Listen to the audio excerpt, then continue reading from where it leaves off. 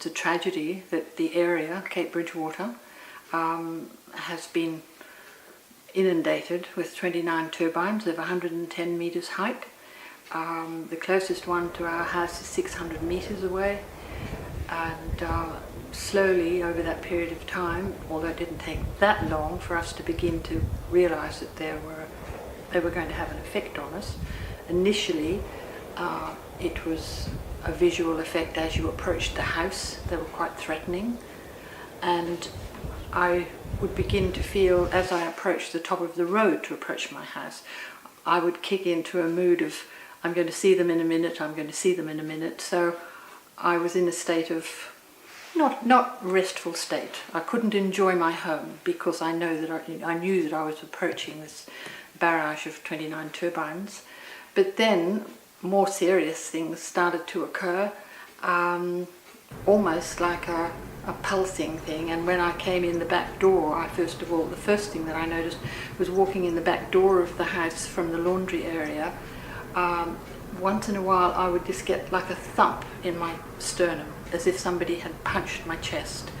And at first I thought, what was that? And I thought, oh, the wind's getting up or something. But then I realised it was occurring, and then started to put two and two together about how it was affecting me. Then the most important thing that happened to me after that was that I would wake up consistently at the same time every morning, about 4:30, and I would wake up with a start and immediately have an acidic sort of sensation to being woken up suddenly, and my mind would start racing. I now think that is a form of a panic attack, and it happens every morning. It's very stressful, and of course it all retaliates on the quality of the sleep that I'm obviously not having, deep sleep.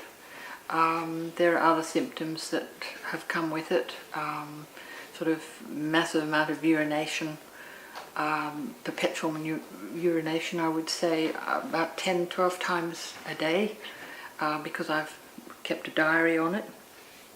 But over and above all this is the anxiety that your home is worthless, and you're going to have to move on, and a dream is shattered because it was a place for me to retire and to do my creative pursuits. That's all gone out the window. And then you start to be a little less selfish, and you start to look around you, and you notice the effects on people and acquaintances that you've met. And then people who a year or so ago were saying, oh, they don't bother me. Just this week I've had 2 different women tell me that she is on blood pressure tablets now, and another one say to me that just 2 or 3 nights ago she had her first night where she realised that they're keeping her awake at night, that her quality of sleep, and they were quite insistent that they were having no effects from the turbine. So that's another 2 people. So generally speaking, from a personal point of view, it can't go on. We'll have to pack up and leave. And just how I will get through the anxiety of leaving the house to dereliction, I can't imagine. One is tempted to just put it off and hang on to the situation, but I can't. I just can't do it, because I feel my energy sinking fast, and my son is affected as well.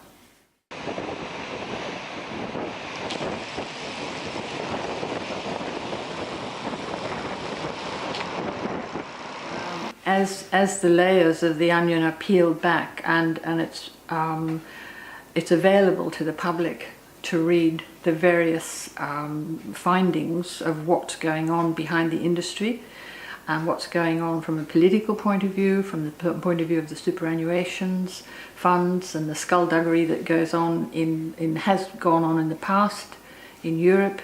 Once you start inquiring into this, let alone the health problems and the destitution of families who have to leave their farms, there's only one word for it. It sounds cruelly ironic for me to say it, but it is like a farce, because it's so obviously wrong. And why on earth can't it be fixed? It's a shocking problem. It's so obvious what the remedy is. We just have to be very strong and fight to secure that remedy.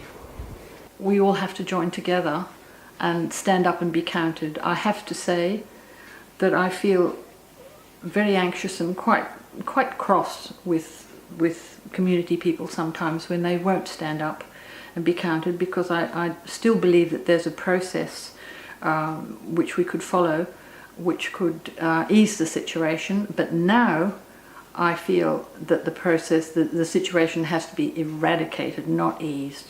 That eradication is the answer, that easing the problem is simply adding to the farcical nature of it all, the cruelly farcical nature of it all. It just has to stop.